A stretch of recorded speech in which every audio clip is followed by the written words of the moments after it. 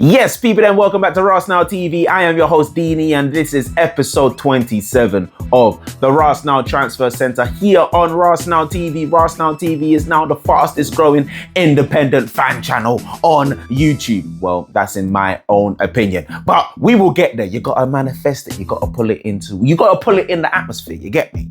And we will get there. The Rasenal community will get there indeed. So if you do want to be a part of the Rasenal community, make sure you subscribe to Rasenal TV. I have a target of 2,000 subscribers by the end of February, but I think we can get there quicker if you just tap the subscribe button. And I will have a like target of 50 likes on this video.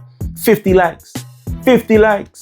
That's all I ask for, people then. 50 likes. And then we can now proceed into this transfer video, people then. Because I've had a few days. I'm still getting cooked left, right, and center on social media, Instagram, TikTok.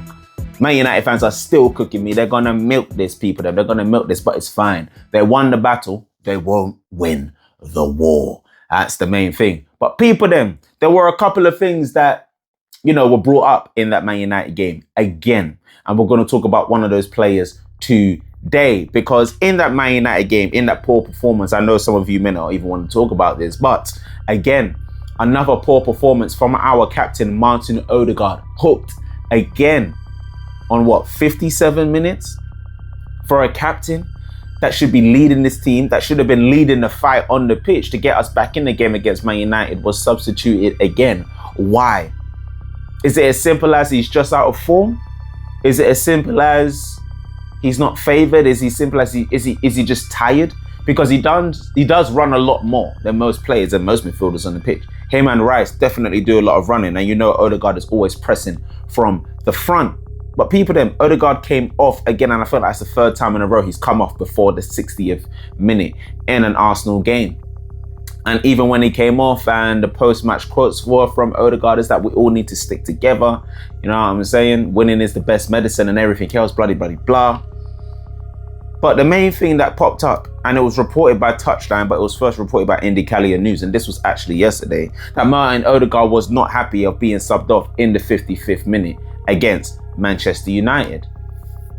And then this bombshell dropped from Indie News, and he reported this yesterday, that apparently Martin Odegaard is exploring his options in a potential move to leave Arsenal, potentially. This is why I asked about Indie News first of all, because Indie News has had some mixed reputations over the last few years, especially in the beginning, seen as someone that would just sending out salacious rumors that didn't mean anything, just trying to get traction, clicks, and views. Now, Indie News has now been, recognized by the likes of Fabrizio Romano, the likes of Sky Sports, the likes of David Ornstein, this, that, and the other. So this season, or especially in the last few months, I've taken on more and more what Indie News has been saying. And now yesterday, they said that Martin Odegaard is potentially exploring his options away from Arsenal. And we know that the arrival of Eze hasn't made that any easier as well. Because even in that run when Martin Odegaard was injured, when he injured his knee against West Ham, and then he came back against Tottenham, maybe Chelsea. In that run was our best run of form without Odegaard. And since Odegaard has come back, he did have a few good games when he returned, but it's just not the same. It's not the same. It's not the same. It's not free flowing. Everything's a bit stagnant. Everything has to run through him. But then again, he doesn't even sometimes gets too many touches on the ball. This is Martin Odegaard, because the Martin Odegaard of a few years ago would clean up. GNA, 16 goals and assists in a season, or 16 goals and 15 assists in a season, or something like that. It was Martin Odegaard. Martin Odegaard was balling out a few years ago, and we could understand why he was the captain, or seen as the captain that leads from the front, because that's what he did on the pitch. He led on the pitch, not just by running around and making space and trying passes and shoulder drops and shimmies, but actually scoring big goals and getting big assists for this Arsenal team. But Odegaard has not been here. The arrival of Eze last summer hasn't made life any easier or more comfortable. The ex-Crystal Palace player gaining more minutes as this season progresses, despite his public rallying for the Gunners and commitment towards their title race. We hear chatter that Martin Odegaard is exploring his options. Additionally, the club would like to capitalise on his high value in the summer to help with PSR compliance. Apparently, we know that his contract runs until 2028 as well. And despite the injury history, the likes of Bayern Munich and Inter Milan are interested in his signature. Martin Odegaard is a very good player. He came from Real Madrid. Didn't work for him at Real Madrid under Zidane as well. We need to get that in there. Seen as a prodigy, another prodigy at 15 years old. But Martin Odegaard hasn't hit the heights that he was expected to hit. He did hit higher heights with Arsenal, but he's now not hitting the heights that we expect. And the question is, I'm going to ask you now, would you have Martin Odegaard leave in the summer? Because constant rumours are being brought up about the likes of Arda Güler, now the likes of Musiala, who can play in multiple positions. We have attacking players out there that are potentially available for a move this summer. And if you move out Martin Odegaard, would you be happy to get one of those in my opinion? Or do you think Martin Odegaard is going to return, that Martin Odegaard of a few seasons ago is going to return for the rest of the season and start balling out and then remind us that, nah, we shouldn't be selling this guy? Martin Odegaard is a great player on this day, but he's out of form.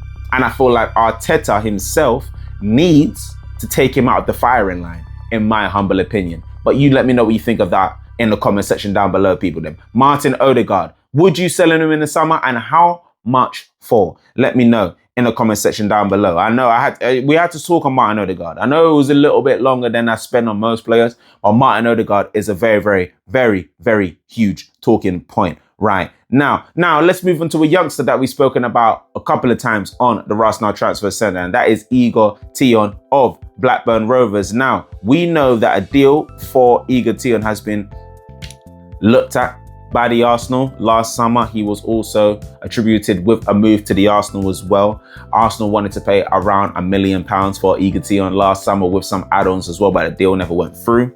And then this January transfer window, again, we've been re-linked to Igor Tyjon of Blackburn Rovers, the 17-year-old English striker, and also the likes of Manchester United as well are battling for his signature as well. Now, let's do one thing I haven't done in recent transfer centres is just describe the type of player that Igor Tyjon is, because do I watch him play? No, but someone does. And I'm going to give you what this person's thoughts are on Igor Tyjon. Defensively, he's no slouch. And I know I'm talking about a striker, but hold on. Hold on. Defensively, he's no slouch. His energy helps in transitions, winning back possession through smart interceptions rather than reckless challenges.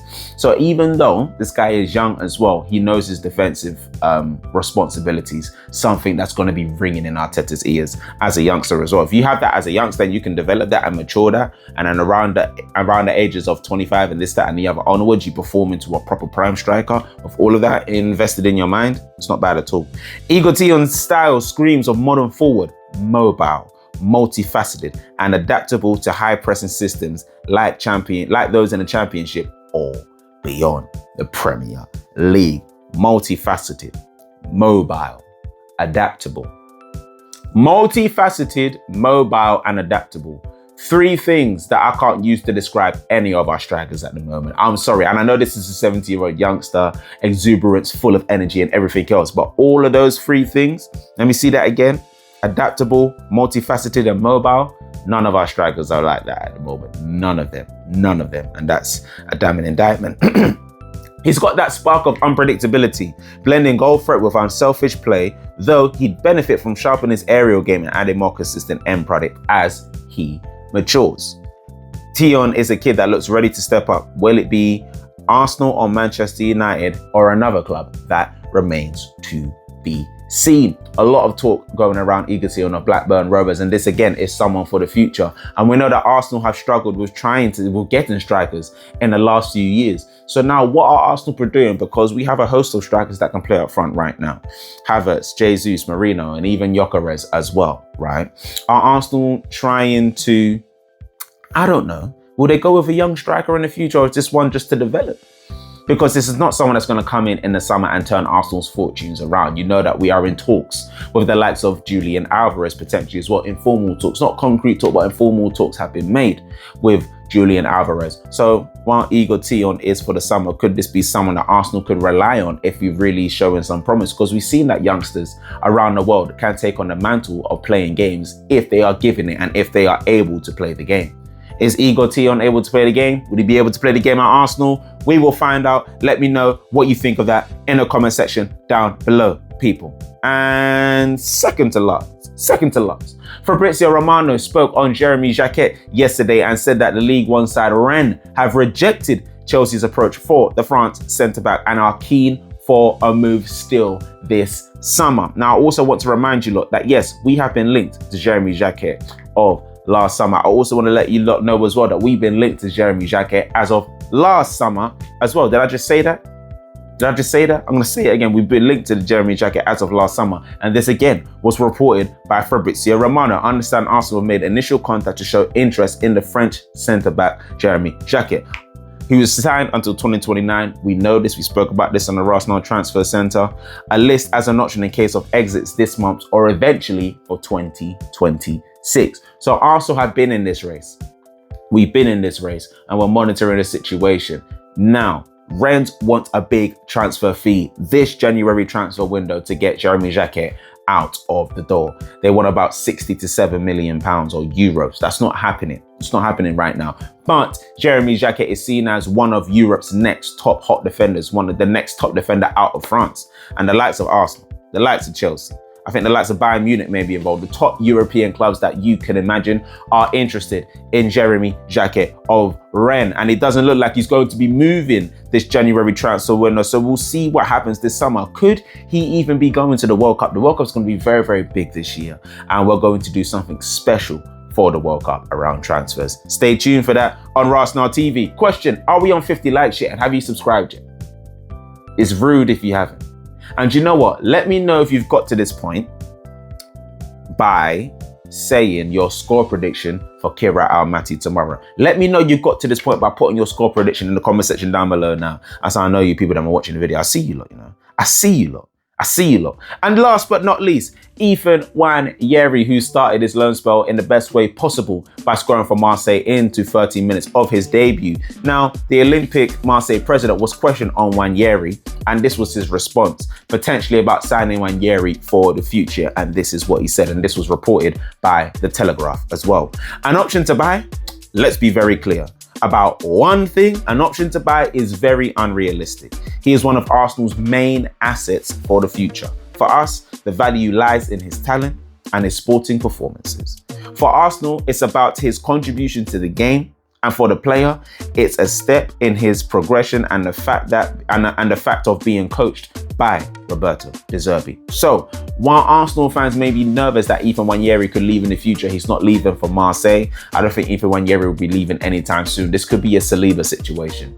This could be a Saliba-Nwaneri situation where he goes on loan, potentially gets player of the year, or for the last 6 months, or does something very, very special, and it comes back to Arsenal a better, stronger individual. Let me know what you think about that in the comment section down below. And I love the fact that he's just having a hug with Pierre-Emerick Aubameyang. Oh, Aubameyang. But anyway, people, that is it for the Rasenal Transfer Centre Winter Edition episode 27 here on Rasenal TV. Make sure you've already liked, comment, and subscribed. I hope you did like this video as well. Let me know if there's anything else you are missing from this video. Let me know in the comment section down below, because I'm doing this for you. So if there's anything you're missing or anything you want more of, let me know in the comment section down below, and I'll make sure to get it in there. People, we have Kira Almaty tomorrow in the Champions League. Make sure you look out today for my preview for that game, and I'll also be heading to the game tomorrow. So if you're in and about, let me know. Maybe a fan cam or two, maybe a conversation. We'll talk about it. Let me know in the comment section down below. All right. Love and guidance, people. Have a lovely day. Peace.